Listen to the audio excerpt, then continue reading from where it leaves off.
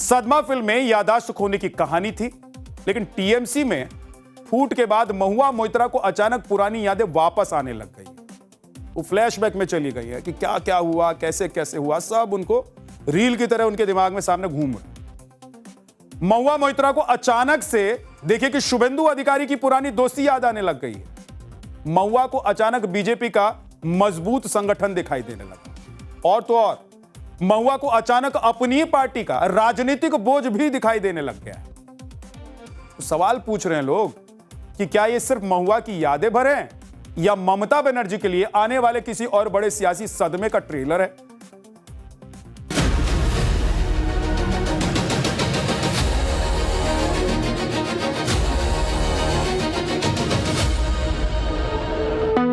क्या बदल गए महुआ के सियासी सुर?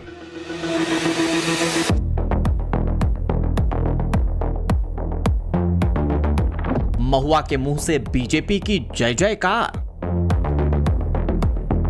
महुआ का नया अवतार, अपनी ही पार्टी को कहा बेकार।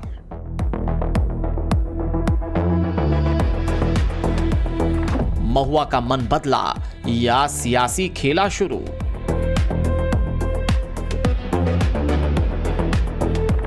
महुआ ने खोली मॉडल ममता की पोल। क्या महुआ ने भी ममता के लिए खतरे की घंटी बजा दी?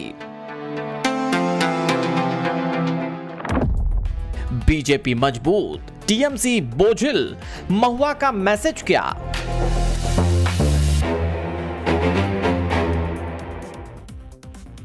अब फिल्मों में होता था ना कि यादाश्त चली जाती थी, फिर महीनों महीनों तक आप देखिए कि हॉस्पिटल के बेड पर जो पेशेंट होता था वो लेटा रहता था और अचानक से उसको याद आती थी बाकी चीजें, जो पुरानी चीजें होती थी।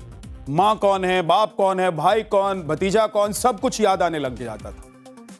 कुछ ऐसा ही चल रहा है, लेकिन अब राजनीति में चल रहा है और ये रील में नहीं, रियल में चल रहा है। इसीलिए सवाल यह है कि महुआ को क्या बीजेपी पसंद आने लगी है? आखिर महुआ को ममता बनर्जी की राजनीतिक बोझ क्यों दिखाई देने लगी है अब? और क्या अब महुआ भी साइनी घोष की तरह ममता का साथ छोड़ने वाली हैं? क्या ममता के खिलाफ अब महुआ भी खेला करने जा रही हैं? महुआ मोइत्रा के अचानक शुभेंदु अधिकारी की मदद कैसे याद आने लग गई? सदमा फिल्म में हीरो को आखिर में सबसे बड़ा झटका लगता है, लेकिन बंगाल की राजनीति में अब सवाल है कि अगला सदमा किसे लगने वाला है? ममता बनर्जी को, टीएमसी को, या फिर उन नेताओं को जो अब तक महुआ मोइत्रा को बीजेपी का सबसे बड़ा विरोधी मानते हैं? क्योंकि महुआ ने जो कहा है उसने बंगाल की राजनीति में एक सवाल खड़ा कर दिया है। आखिर महुआ मोइत्रा किस तरफ इशारा कर रहे हैं? क्योंकि टीएमसी के अंदर अभी क्या चल रहा है इसे पूरा देश देख रहा है। 80 में से भाई 65 विधायक ममता के खिलाफ हो चुके हैं, अलग हो चुके हैं। 20 सांसदों ने ममता की पार्टी से अपना किनारा कर लिया। टीएमसी के बैंक अकाउंट्स को फ्रीज कर दिया गया। ममता की सबसे बोल्ड सांसद महुआ मोइत्रा ने अपने एक इंटरव्यू में ऐसी ऐसी बातें कर दी हैं कि सियासी हलचल मची हुई। लोग सोच नहीं पा रहे, समझ नहीं पा रहे कि क्या ममता दीदी के हाथ से एक और उनका फायर ब्रांड नेता छिटकने वाला है। क्या कहा है महुआ मोइत्रा ने? उन्होंने कहा है कि बीजेपी का कैडर बहुत मजबूत है। अब अगर कोई भी पार्टी हो, उसका नेता कहने लगे ने हमसे ज्यादा दूसरे सामने वाले जो हमारी विरोधी हैं वो मजबूत हैं, तो आप सोचिए कि इसके पीछे क्या वजह हो सकती है। यही सब कर रही है महुआ मोइत्रा, इसीलिए सवाल पूछे जा रहे हैं। बीजेपी किसी एक व्यक्ति पर निर्भर पार्टी नहीं है, ये भी वो कह रही है इस इंटरव्यू में। बीजेपी के पास कैडर, मास बेस और हिंदुत्व की स्पष्ट विचारधारा है। आरएसएस 10 नहीं 100 साल की राजनीति सोचती है। ममता बनर्जी को हर तरह का राजनीतिक बोझ उठाना पड़ता है। टीएमसी की कमी रही है कि सबको एडजस्ट करो। ममता बनर्जी को बेकार नेताओं को भी साथ रखना पड़ता है। 3-4 बार के सांसदों को भी बदला नहीं गया।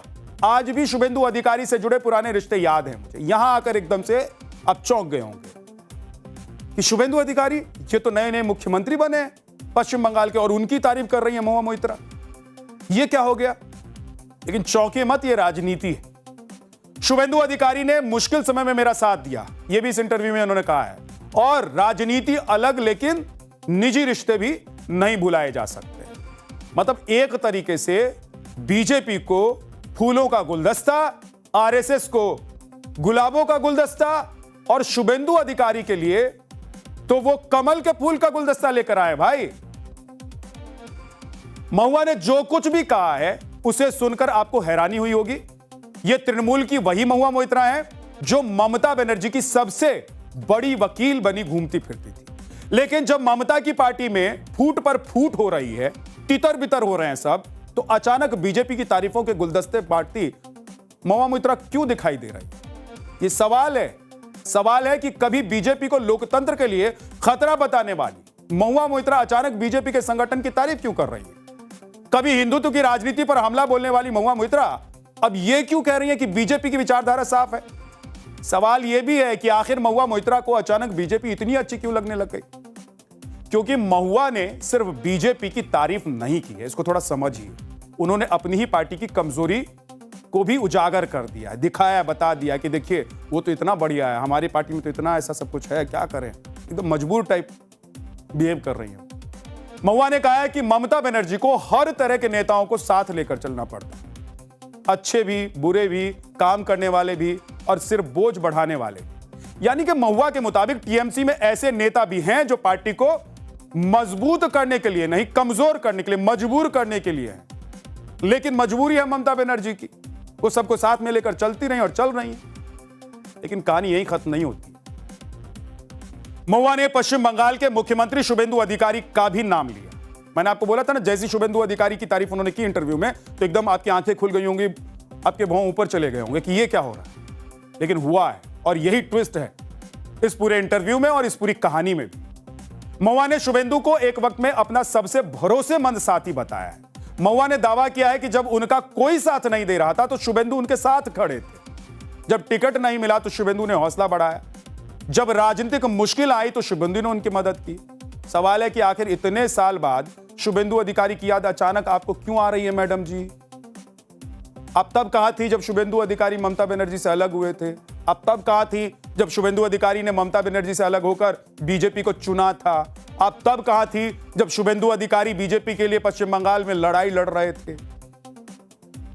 महुआ के पुराने एहसान अब अचानक याद आने लग गए हैं। अच्छी बात है, अगर इस तरह की बातें याद आती है तो अच्छी बात है, इसमें बुरी बात नहीं है। लेकिन ये राजनीति है, इसीलिए अगर इस तरह की बातें आप कर रही हैं दूसरी पार्टी में रहते हुए, किसी दूसरी पार्टी के सिर्फ व्यक्ति ने उस पार्टी का एक मुख्यमंत्री जो एक प्रदेश में है उसकी तारीफ कर रहे हैं, तो लोग चौंक जाएंगे, पूछेंगे कि क्या ये सिर्फ दोस्ती की बात है या फिर बंगाल की राजनीति में एक नया समीकरण जन्म ले रहा है। क्योंकि राजनीति में शब्द बहुत सोच समझकर बोले जाते हैं, और जब टीएमसी की एक बड़ी नेता जो बड़ी फूट के बाद भी ममता के साथ खड़ी है, अभी तक दिखाई दे रही है, खड़ी है कि नहीं पता नहीं, वही जानती होंगी, लेकिन अचानक से बीजेपी संगठन की तारीफ कर रही हैं, ये वही हैं जो अपनी पार्टी की कमान ऐसा लगता था कि फ्रंट फुट पर संभाल रही हैं, तो सवाल उठना लाजमी है।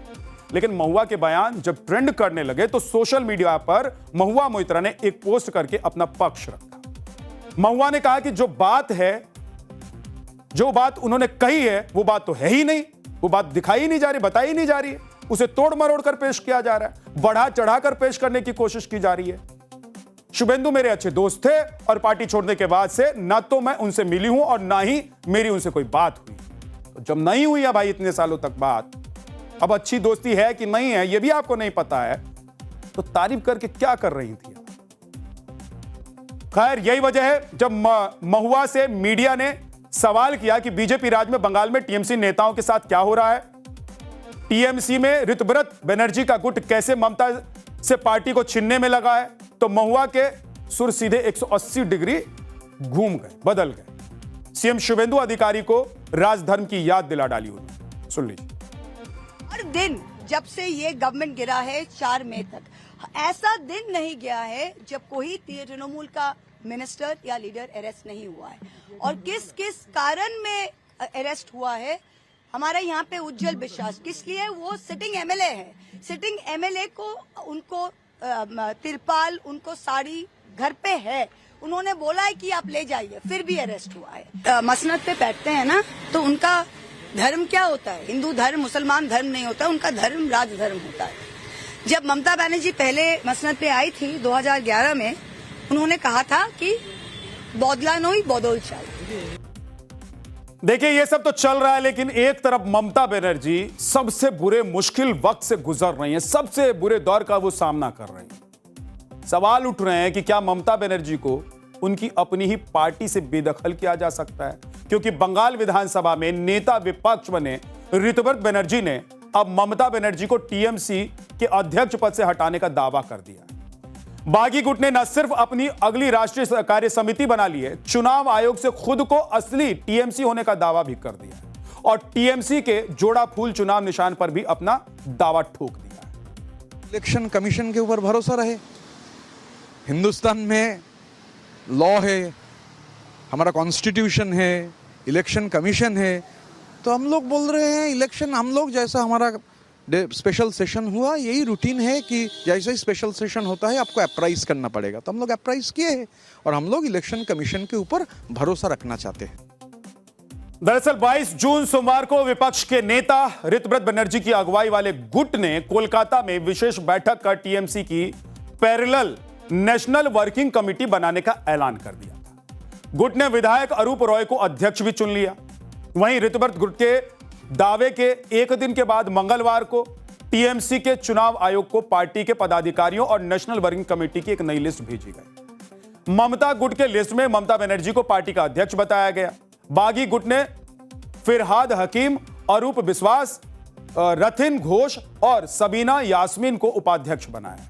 वहीं ममता गुट ने शुभ्रत बख्शी को उपाध्यक्ष बनाया है। बागी गुट ने ऋतुव्रत बनर्जी के साथ साथ जावेद खान और संदीपन साहा को राष्ट्रीय महासचिव बनाया है।